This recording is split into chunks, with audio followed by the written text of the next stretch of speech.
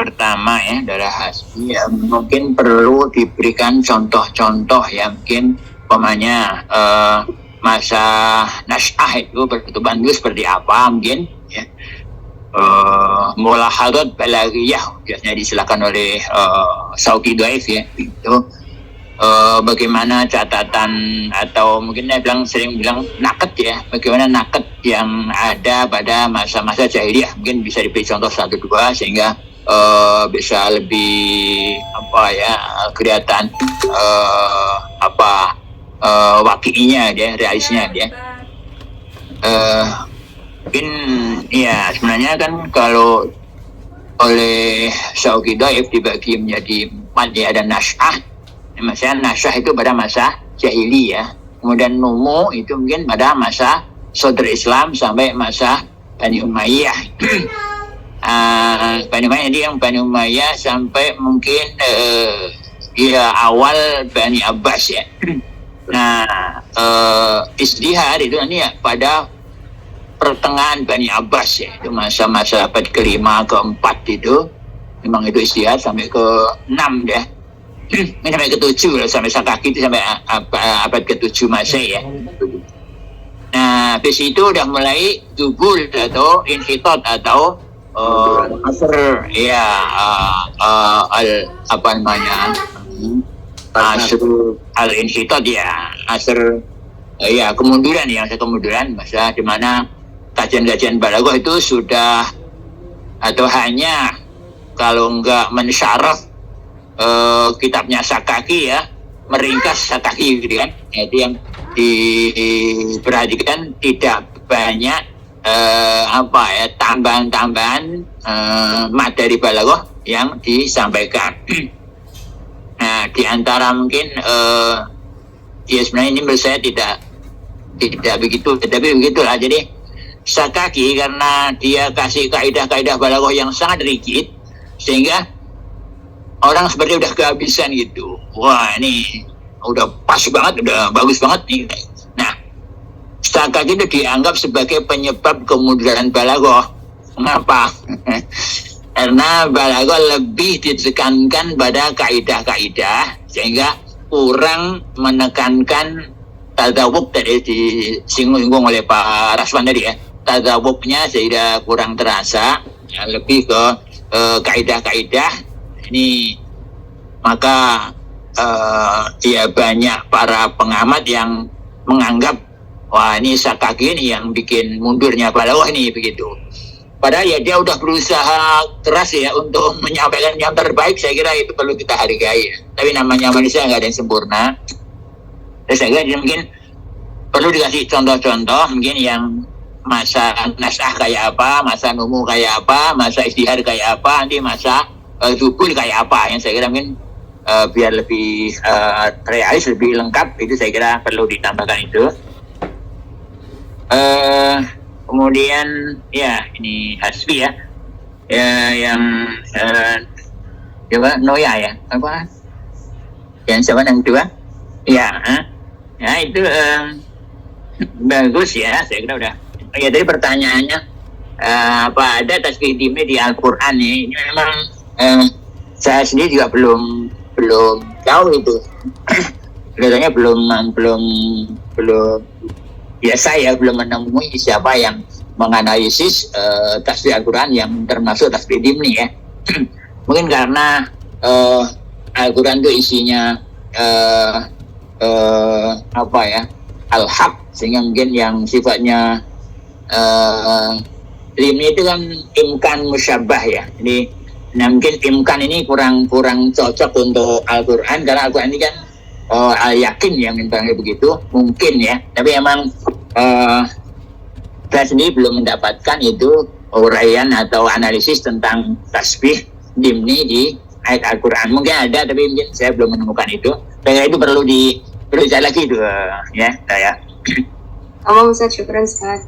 Ya, nah mungkin yang perlu, jadi tasbih itu menurut saya mungkin yang perlulah ada tasbih mursal, muakkad ya, mufassal dan seterusnya itu. Cuma mungkin yang perlu ditekan adalah di mana letak ketepatan tasbihnya.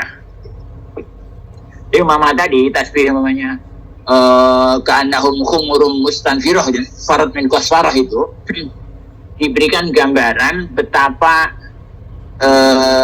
kondisi keledai yang lari dari singa itu nggak akan pelan, lari semaksimal kan.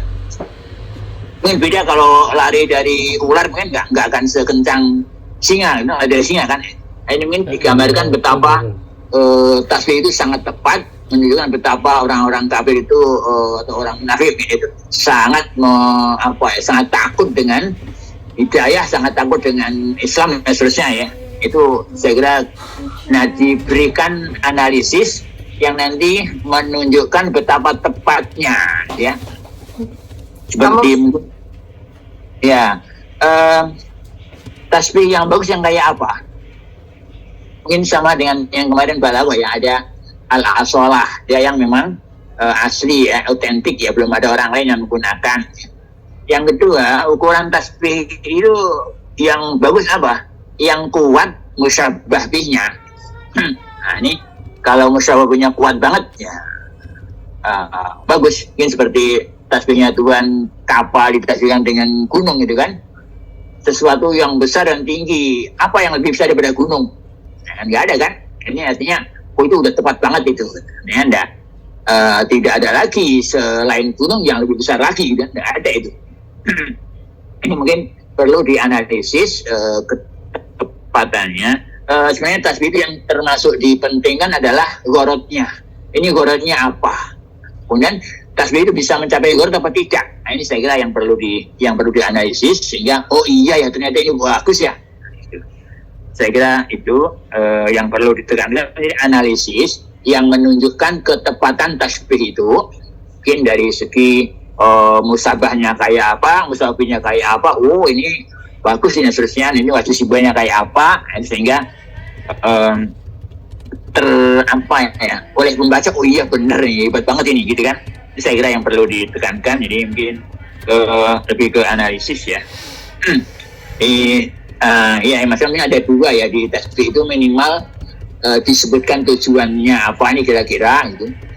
Kemudian nanti bagaimana ketepatan dengan keindahan ya tasbih pada redaksi itu ini dulu saya kira ya. Oke, kemudian oh iya coba Ihsan yang terakhir ya.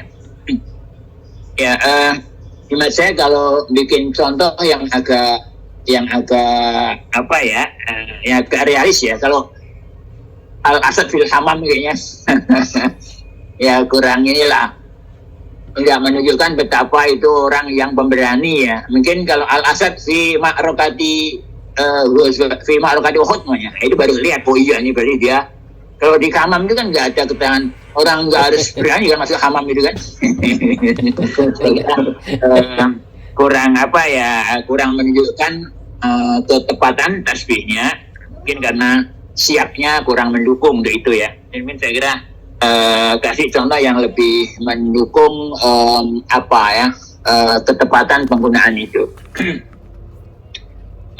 Mungkin seperti ini sering kita tidak merasa bahwa itu sebenarnya ada majas ya, namanya seperti doa Nabi Ibrahim kan, waj'ali lisana sidqin fil akhirin kan. Apa artinya lisana sidqin itu? Maksudnya adalah al-dzikrul hasan, kenangan yang baik gitu kan. Apa hubungannya antara lisan dengan al-dzikrul hasan? Al-lisan Allah gitu kan. Nah, makanya berarti majaz mursal alakohnya aliyah kayak gitu ya. Jadi yang perlu ini sering kita sudah banyak mendapatkan sebenarnya ada majaz, tapi kita sering tidak sadar bahwa itu ada majaznya gitu kan. Ini yang perlu dan sebenarnya ya majaz itu nggak hanya di bahasa Arab, di bahasa Indonesia juga banyak majaz ya, seperti menanak nasi itu kan majaz kan, yang ditanak kan beras kan, bukan nasi kan, gitu kan, kayak gitu kan. Berarti itu baru mayakum gitu kan, dan seterusnya. Jadi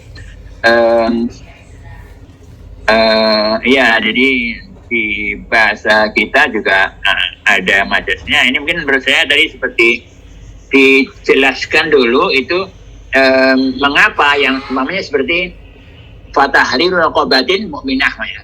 Kenapa raqabah yang diambil kan? Bukan ro'as ini kan? Itu kan perlu ditegaskan.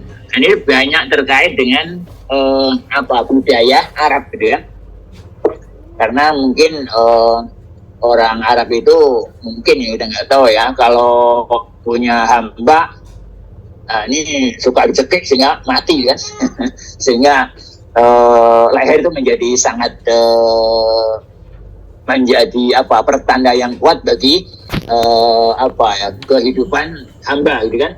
Maka fatahriru raqabah gitu kan. Jadi saya kira yang perlu ditekankan dari itu ya, ini majasnya apa, kenapa itu diambil sebagai majas, ini mungkin perlu ditegaskan sehingga nanti akan terpahami oleh pendengar. Oh iya, ini ternyata, dan itu sering harus mengungkap itu cultural background CB-nya bangsa Arab ya, karena apalagi seperti inayah itu sangat kuat ditentukan oleh cultural background itu. Seperti namanya Fador Barrikob gitu kan.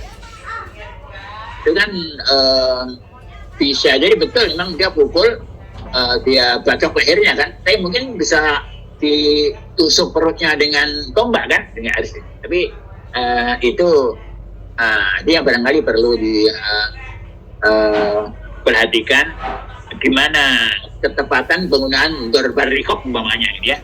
Ini saya kira analisisnya itu sampai ke tingkat mengapa ini tepat, saya kira itu ya.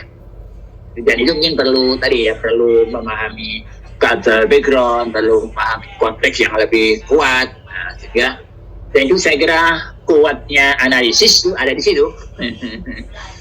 Ketika kita bisa menampakkan, oh di tasbihnya bagus bener ini, nah, itu berarti kita udah bisa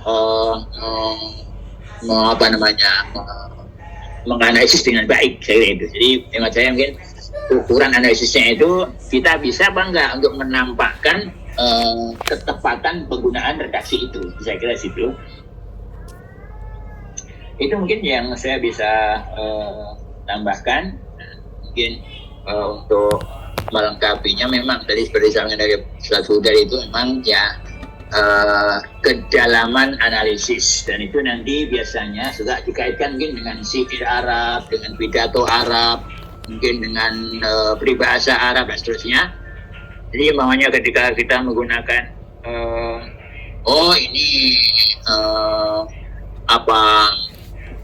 penggunaan tasbih ini bagus, ini seperti orang Arab, seperti syair ini gitu kan, itu harus seperti hadis ini gitu kan, sehingga apa yang kita analisis punya data-data penguat, sehingga itu kan meyakinkan para pembaca atau para penelaah tentang oh iya berarti ini bagus, ini kuat bener ini ya.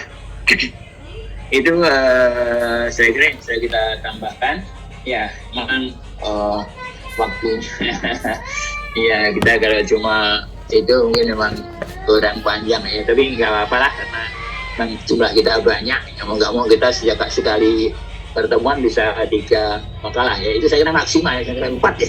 4 nanti habis waktunya.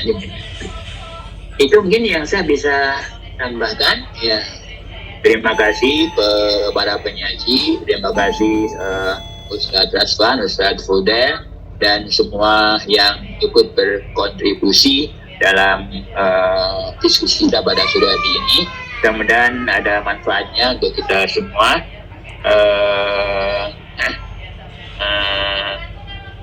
Oh ya, satu hal lagi yang saya ingin tambahkan. Di antara manfaat ya, atau mungkin faedahnya majas itu apa? Karena majas itu kan penyimpangan ya. Jadi umpamanya kalau kita bilang tar'a naqati al-usba, itu kan biasa ya. Kalau untaku makan rumput itu biasa itu. Tapi kalau tar'a naqati al-ghaisa, itu kan lain itu kan. Nah, itu saya kira sesuatu yang lain yang menyimpang itu akan lebih menarik perhatian ketimbang yang yang biasa. Saya kira di antara kelebihannya majas itu saya kira. Ya. Oke, saya kira itu yang bisa saya tambahkan. Terima kasih. Mudah-mudahan ada manfaatnya. Ramadan Karim. Mudah-mudahan puasa kita diterima oleh Allah SWT. Ya, nahtadim di al-muhadarah bilhamdalah. Alhamdulillahirabbil alamin. Assalamualaikum warahmatullahi wabarakatuh. Waalaikumsalam warahmatullahi wabarakatuh. Waalaikumsalam warahmatullahi wabarakatuh. Ya, pas ini buka, Ustaz. Ya. Ibu-ibu jadi kebuta goreng nasi nih, nggak bisa goreng tempe nih.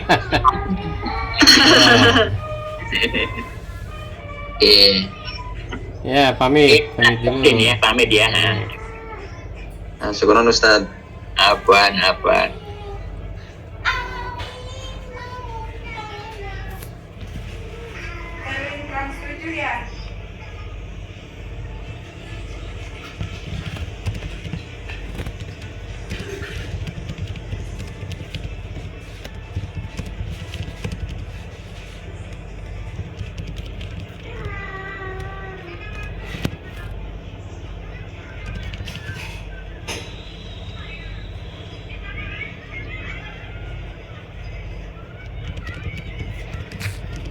Ya Allah, sejadahnya suruh diambil. Apa nih?